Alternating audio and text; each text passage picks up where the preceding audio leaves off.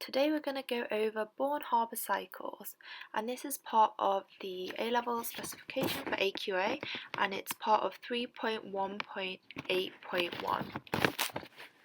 So we start off with lattice enthalpy. Lattice enthalpy is a measure of strength of the forces between the ions in an ionic solid. So the greater the lattice enthalpy, the stronger the forces. So usually we want to measure the enthalpy change, and that will give us the lattice enthalpy. However, it's impossible to do it when you're starting from a solid crystal and converting it to its scattered gaseous ions. So instead we do it two ways. The first way is Born Haber Cycles, which involves enthalpy changes which can be measured, and we can also do physics-style calculations.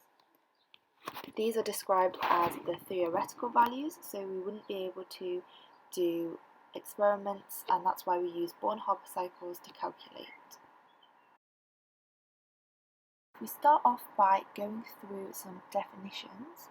The first one we will go through is the enthalpy of atomization, and this is the enthalpy change when 1 mole of gaseous atoms is produced from an element in its normal state. So if we do iodine as an example, it's usually a molecule, I2, but we only want 1 mole, so we have to do half, and the normal state is solid, but we want it in gaseous. So the next definition we'll go through is the enthalpy of ionization energy. So this is the enthalpy change when 1 mole of gaseous atoms loses 1 electron per atom to produce gaseous 1+ ions. So specifically, this is the first ionization energy because you're producing 1+ ions, and we've done magnesium as an example. However, magnesium usually is Mg2+, so it will have a second ionization energy where it loses another electron and becomes 2+, and these values will be different.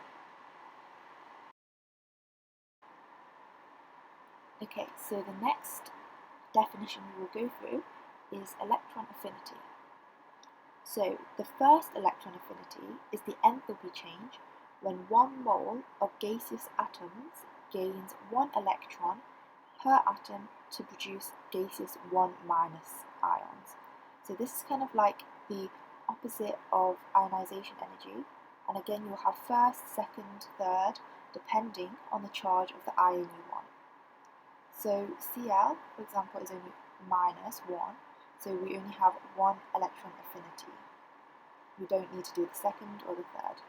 However, we do need to times it by 2 because we usually have Cl2, so we'll have 2 chloride molecules, so we form 2 chloride ions, so we will need to times the electron affinity value they give you by 2. Okay, so now moving on to the enthalpy change of formation, and this is when you get 1 mole of a substance and it's formed from its constituent elements with all the substances in their standard states. So for magnesium chloride, as we're using for an example, it's made of magnesium and it's made of chloride.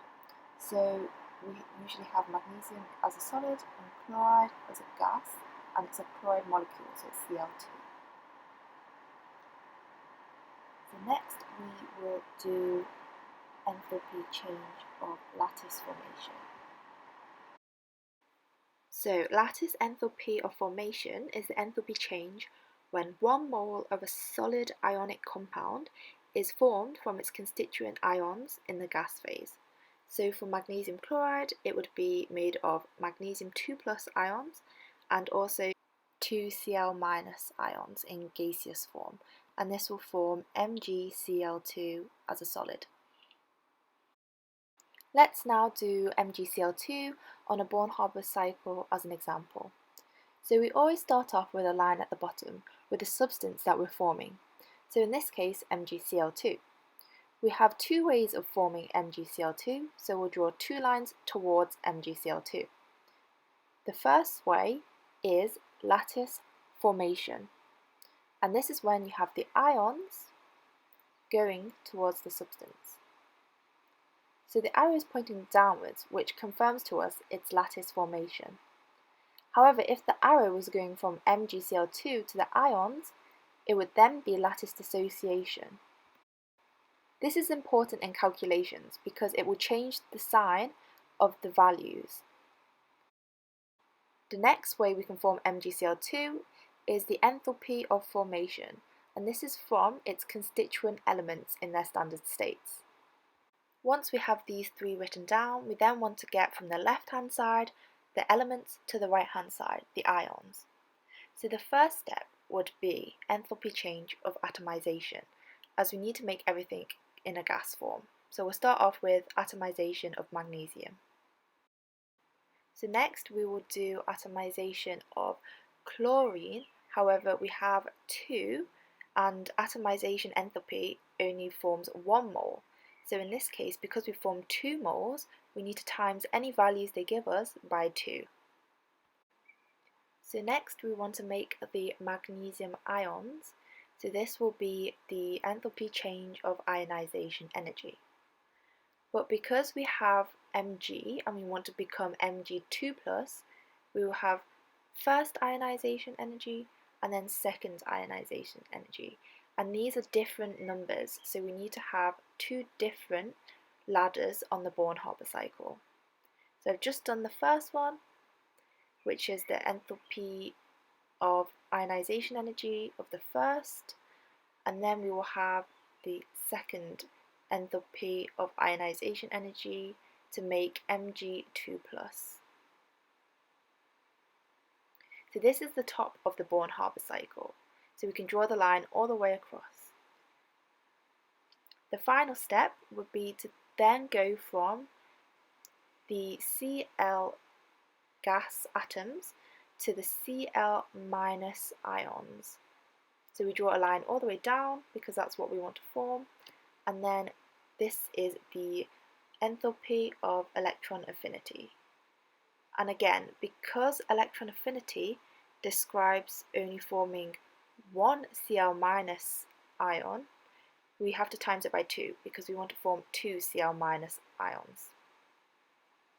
So if we go through it all generally, we always start with the substance on the bottom. We have 2 arrows going towards it because we can form it 2 different ways, and that is lattice formation or enthalpy of formation from elements. So then from the elements we want to go upwards because we're forming the gas atoms, and this is atomization, and we have it twice because we want to do it for both different elements. After we've done the atomization, we will be doing the ionization. So for this I've put 2 ionizations down because we just did magnesium. However, if you were doing something like sodium, which is only Na+, we only need the first one. So then on the right hand side we will finish it off by electron affinity. And as a general rule, when the arrows are pointing downwards, the value for enthalpy should be negative, and when the arrows are pointing upwards, they should be positive. So usually you will get a table, and this will contain values of the different enthalpies. Using these values, they want you to usually calculate something that's missing in the Born Haber cycle, and this is usually the lattice formation. It's important to take care with the signs, as that's where a lot of silly mistakes are made, as it can give you a completely different number. I would suggest that you use brackets and in the calculator as well to make sure that you're not making any mistakes. So there's a general equation which you can use to calculate missing items on the Born Haber cycle, and that general equation is delta H, enthalpy of formation, is equal to delta H of atomization, which is for both elements, and add delta H ionization energy, which would be first and second ionization energies, add delta H electron affinity, and this would be times 2 if you have something like 2 chloride minus ions. However, you can also get a first and a second electron affinity if you have an ion that is 2 minus. And then last of all, you add on lattice formation enthalpy, and this is what they usually tell you to calculate. So then you would put all the numbers in, rearrange the equation to work out the lattice formation. So that's a quick guide to Born Haber cycles and lattice enthalpy. Thank you so much for watching, and good luck in any exams that you have soon.